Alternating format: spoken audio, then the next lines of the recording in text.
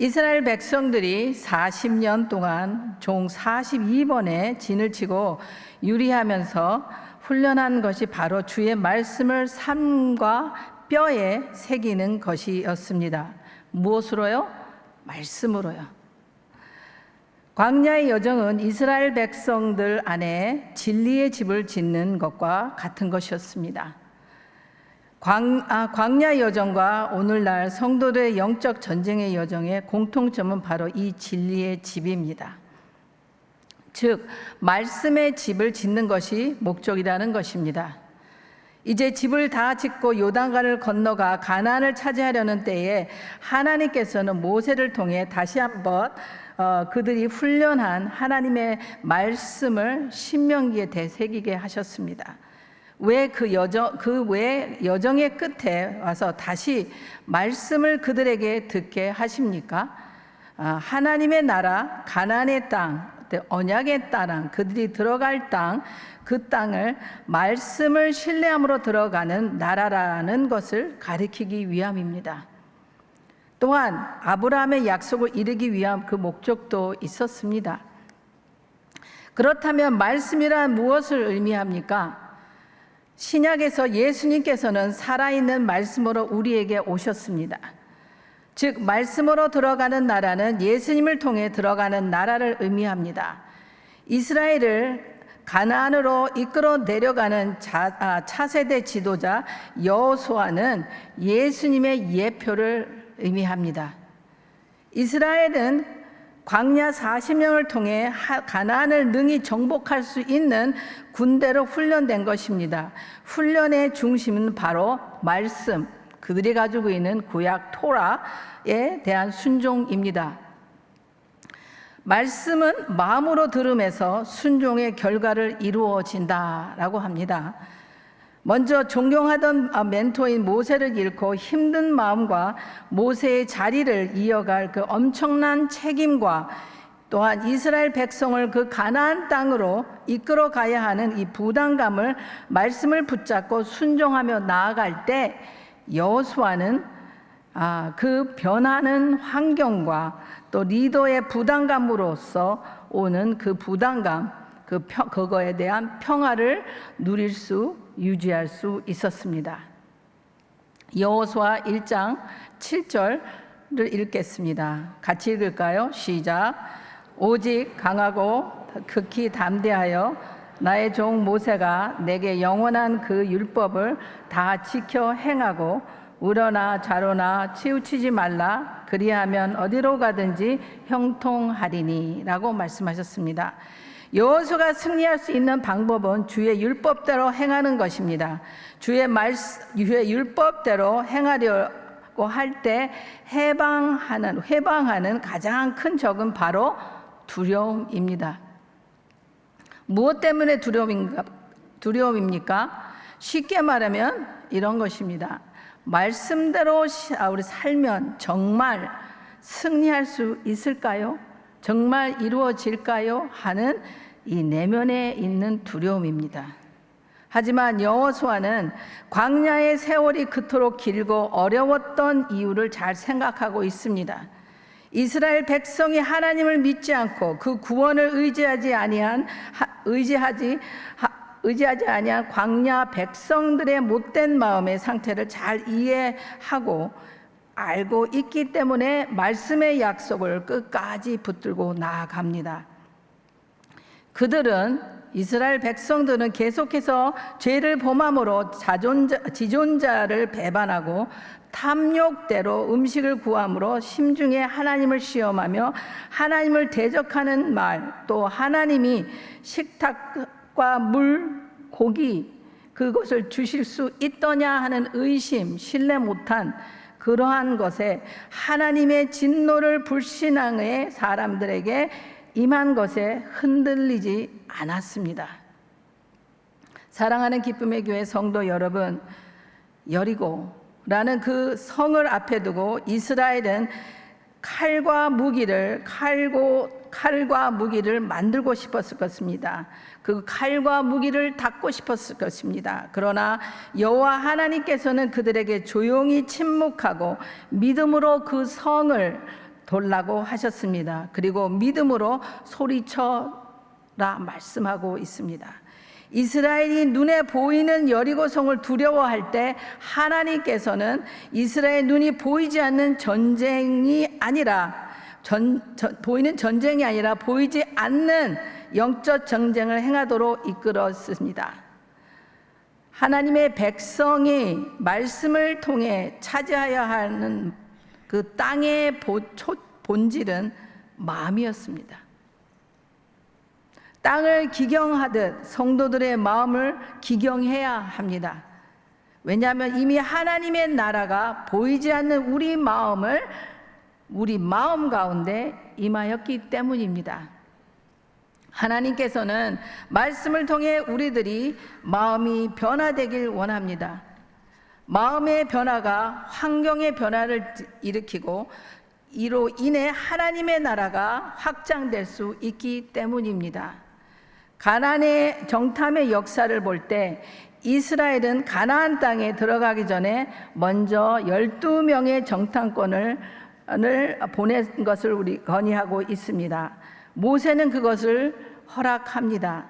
그것도 좋게 여깁니다.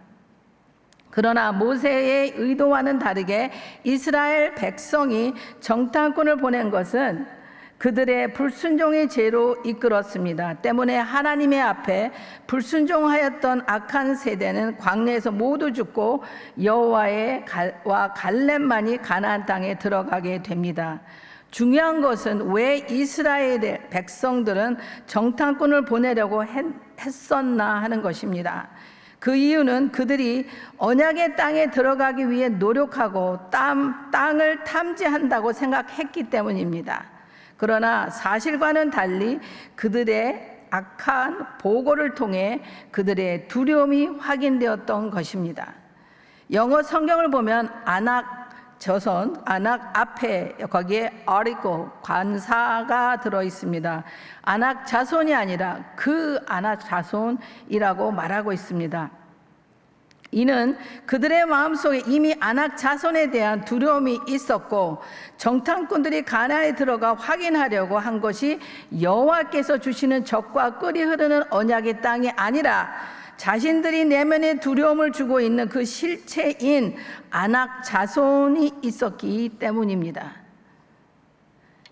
결국 아낙 자손을 확인한 정탐꾼들의 악한 보고는 악한 소문으로 퍼지기 시작하고 그들이 단순히 두려움을 가진 것이 아니라 하나님의 말씀을 거역하고 불순종한 이유를 이스라엘 악한 시대는 죽을 수밖에 없는 광야 40년 여정을 지냈습니다. 1세대 백성은 모두 광야에서 죽이고 오직 여호수아의 갈렙만이 가나안 땅으로 들어갈 수 있게 되었습니다. 살아났습니다. 그러나 여호수아는 우리를 언약의 땅으로 이끌고 들어갈 예수님을 예표하고, 그럼 갈렙은 뭡니까? 히브리어로 충성스럽다라는 뜻을 가지고 있습니다. 언약의 땅에 들어가기 위해서 하나님의 백성들은 갈렙과 같은 충성됨을 가져야 합니다. 누구에게 충성을 해야 됩니까? 여호와 하나님과 그의 말씀을 듣는 자를 말하고 있습니다. 민수기 14장 24절을 우리 같이 읽을까요? 시작. 그러나 내 종 갈렙은 그 마음이 그들과 달라서 나를 온전히 타락한즉 그가 갔던 땅으로 내가 그를 인도하여 드리리니 그의 자손이 그 땅을 차지하리라. 그들과 달라서, 누구와 다릅니까? 다른 이스라엘 10명의 정탐꾼과 악하고 반항적인 이스라엘 백성들을 말하고 있습니다. 그럼 갈렙과 그들은 어떻게 다릅니까? 신명기 29장 2절 3절 같이 읽겠습니다. 시작. 온 이스라엘 소집하고 그들에게 이르되 여호와께서 애굽 땅에서 너희의 목전에 바로와 그의 모든 신하와 그의 온 땅에 행하신 모든 일을 너희가 보았나니 곧 그 큰 시험과 이적과 큰 기사를 내 눈으로 보았느니라. 이스라엘 민족은 직접 하나님의 기적과 능력을 보았지만 그들은 순종하지 못하고 깨닫지 못했습니다. 그 이유는 무엇입니까? 그들은 들음을 우선하지 않고 보는 것을 중심으로 살았기 때문입니다. 말씀은 이해되는 영역이 아닙니다. 마음에서 깨달아야 하는 영역입니다. 눈과 귀는 인식하는 기관이고 마음은 깨닫는 기관입니다. 믿음의 깨달음은 마음과의 들음에서 불어납니다. 로마서 10장 17절 말씀 같이 읽을까요? 시작. 그러므로 믿음은 들음에서 나며 들음은 그리스도의 말씀으로 말미암았느니라 라고 말씀하고 있습니다. 들었가가 아니라 보았다라고 합니다. 삶의 중심을 보는 것이 아니라 듣는 것이어야 합니다. 즉 말씀을 읽고 지키는 삶을 살아야 합니다. 이것이 듣는 삶입니다. 신명기 29장 9절에 보면 이 언약의 말씀을 지켜 행하라 라고 말씀하고 있습니다. 말씀을 지키는 것은 듣는 것이고 또한 말씀을 깨닫는 것은 듣는 것으로 출발하는 것입니다.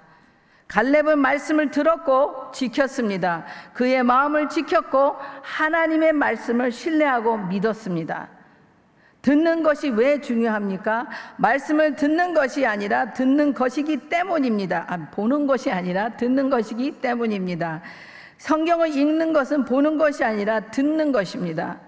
히브리적 관점에서 말씀을 읽는 것은 소리내어서 귀에 들리게끔 읽는 것입니다.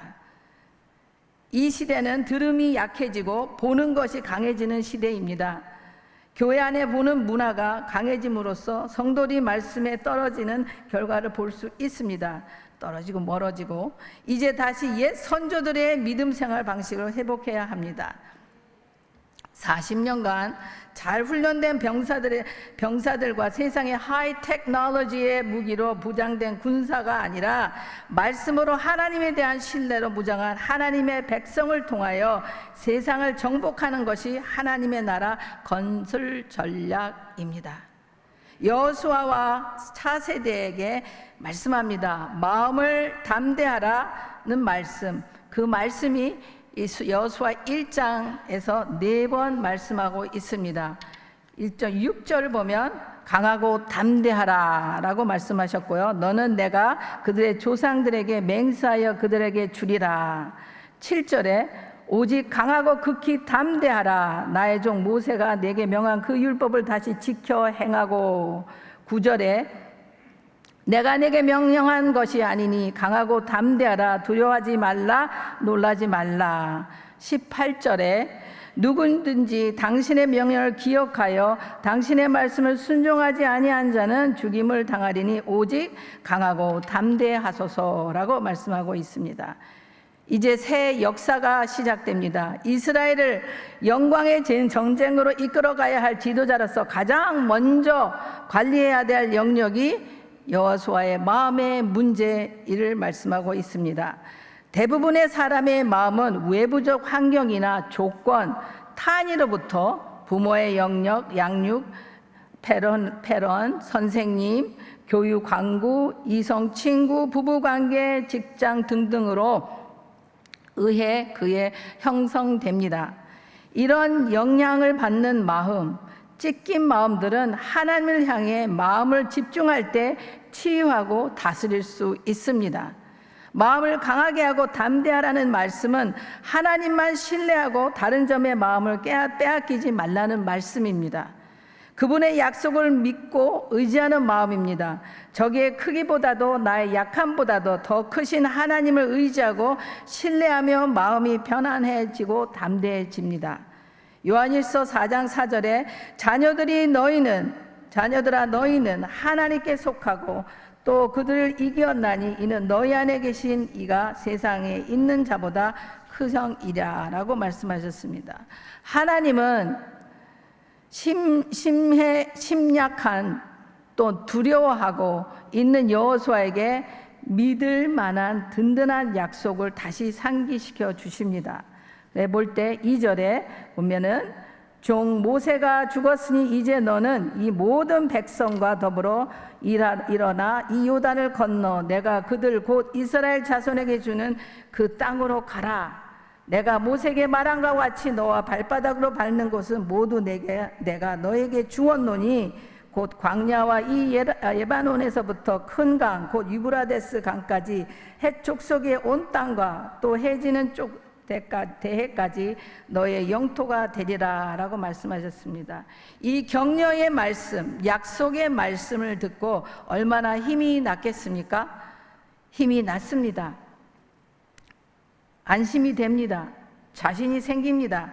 하나님의 음성은 이런 흔들리는 마음을 붙잡아주고 또한 힘이 생깁니다. 마음이 약해질 때 자꾸 하나님을 바라보십시오. 약속을 상기하십시오. 그 약속을 믿고 기대하십시오. 마음에 자신감이 생기고 담대해집니다. 아이들에게 부모가 곁에 있으면 세상시 모든 것이 오케이인 것과 같은 그 원리입니다. 믿을 만한 분이 곁에 있으니 그분이 나의 승리를 보장하고 계시니 얼마나 자신감이 있겠습니까? 이렇게 말씀하시는 것입니다. 내 마음을 담대히 가져라. 이제 내가 그 땅을 정복할 것이다. 일어나 내 백성과 함께 약속한 땅을 정복하라. 마음으로 두려워하거나 주저하지 말고 내 마음을 지키라. 가라 하고 말씀하시는 것입니다. 문제는 하나님께 있지 않고 이스라엘에게 있었습니다. 하나님이 그 땅을 안 열어주신 것이 아니었습니다. 여호수아가 우리에게 보여주는 그 확실한 스피릿, 그의 스피릿, 그것은 신뢰와 순종하는 마음이었습니다. 하나님은 신실하신 분이십니다. 약속하신 것은 반드시 이루시는 분이십니다. 위기가 오고 감당하기 벅찬 끔찍한 전쟁을 치른다 할지라도 두려움할 필요가 없는 것입니다. 그들은 우리의 밥이다 하는 하나님의 말씀, 그 여리고성의 그 청명 거룩한 그 무장된 그 족속이라 하더라도 주님과 정복할 수 있다 하는 것입니다. 그 약속을 하셨습니다. 신명기 7장 1, 2절에 그 정복 승리를 더욱더 확신케 말씀하셨습니다. 우리 같이 읽을까요? 시작. 여호와께서 너를 인도하시니 내가 가서 차지할 땅으로 들이시고 내 앞에서 여러 민족 헷 족속과 기르가스 족속과 아모리 족속과 가나안 족속과 브리스 족속과 히비 족속과 여부스 족속 곧 너보다 많고 힘이 센 7 족속을 쫓아내실 때에 내 하나님 여호와께서 그들을 내게 넘겨 내게 치게 하리니 그때에 너는 그들을 진멸할 것이라. 그들과 어떤 언약도 하지 말 것이요 그들을 불쌍히 여기도 말 것이다. 아멘. 하나님께서 쫓아내실 것을 약속하십니다. 그분이 역사하십니다.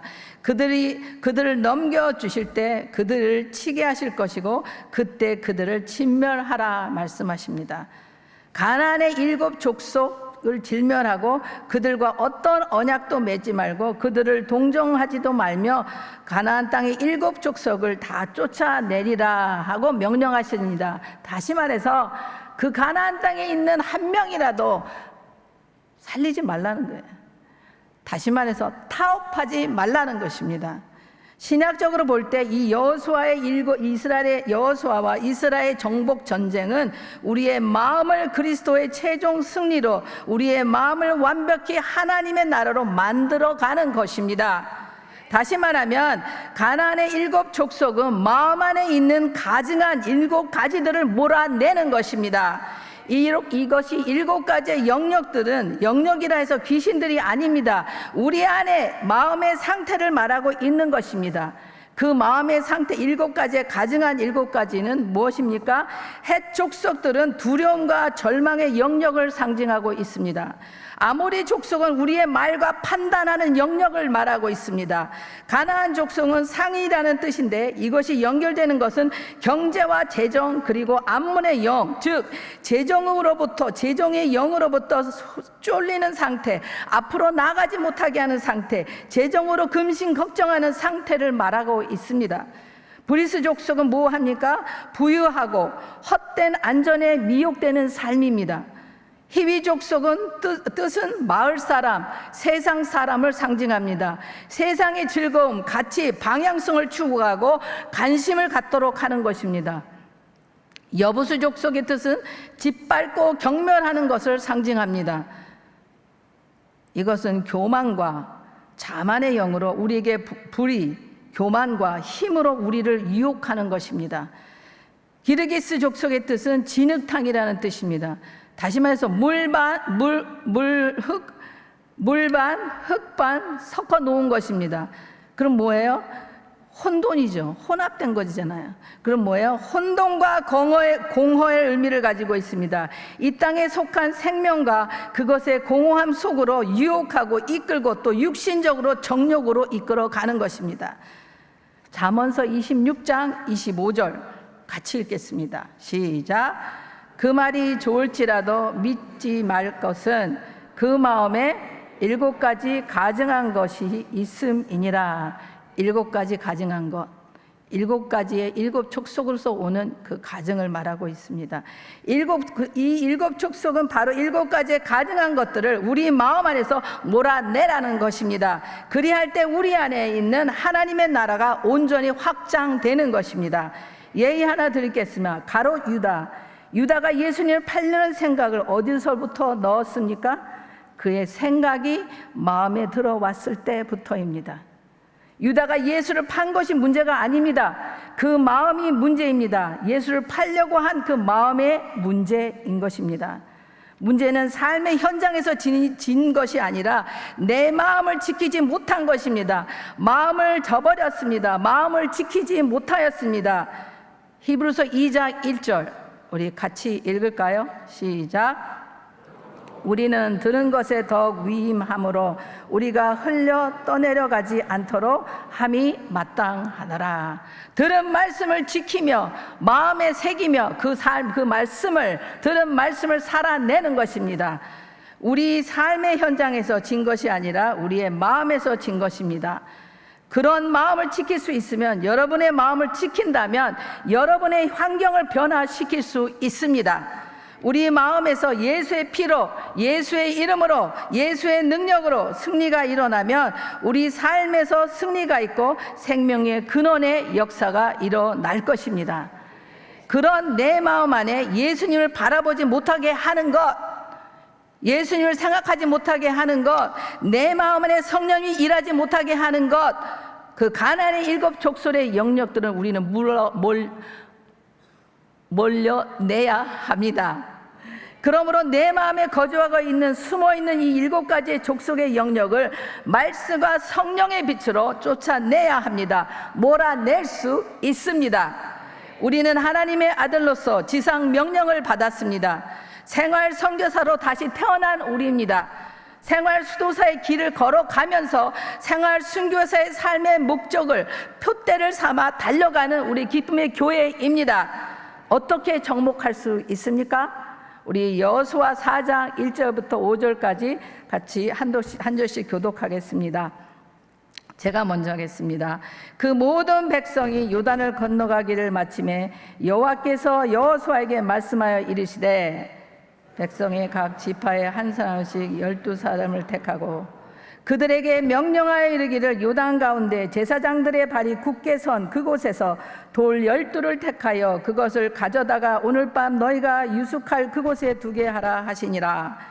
여호와가 이스라엘 자손 중에서 각 지파에 한 사람씩 준비한 그 12사람을 불러 그들에게 이르되 요단 가운데로 들어가 너희 하나님 여호와의 궤 앞으로 가서 이스라엘 자손들이 지파 수대로 각기 돌 1개씩 가져다가 어깨에 매라라고 합니다. 우리에게 2 간증이 있어야 합니다. 물속에서 던져버린 옛사람에 대한 수장석의 간증과 부활의 능력으로 드러내는 길갈에 세운 부활석의 간증입니다. 요단강 2개, 돌 12개는 하나님께서 물을 가르시고 자기 백성을 안전하게 건너게 하신 증거로 강의 한복판에 가져온 것입니다. 강 한가운데 숨겨진 이 12개의 들은 하나님만이 보실 수 있습니다. 이것이 이스라엘의 기적적인 횡단에 대해 말해줍니다. 이 무더기의 돌 기둥은 그리스도의 죽음과 부활을 상징합니다. 십자가 그리스도의 연합을 상징하는 세례 의미입니다. 오늘날 교회는 위대한 이 영적 권리를 내포한 두 가지를 기념하고 있습니다. 여러분도 잘 아시는 세례와 성찬입니다. 세례는 하나님의 영이 그리스도 안에서 우리에게 세례를 행하셨음을 상기시키며, 성찬은 그리스도와 돌아가심과 장차 다시 오실 것을 예포합니다. 요단강을 건너가야 하나님의 승리가 있습니다. 오늘날 그리스도인은 자아에 대해서 죽고 성령께 부활의 능력을 주시지 않으면 아는 한 영적 원수들을 정복할 수가 없습니다. 우리의 세례를 통하여 하나님은 예수님과 우리를 동일시하였습니다. 나의 모든 수치와 허물을 가져가시고 그분의 십자가, 부활, 승천의 유익을 내게 허락하였습니다. 여러분께 허락하셨습니다. 고난의 결과, 광야의 훈련의 결과는 우리가 그렇게 어렵게 생각했던 자기 부인, 십자가 가는 길이 가능하도록 우리에게 허락하셨습니다. 우리를 도와주십니다. 내가 죽을 때 예수의 생명이 나를 통하여 흘러나아갑니다. 이것이 부활의 능력입니다.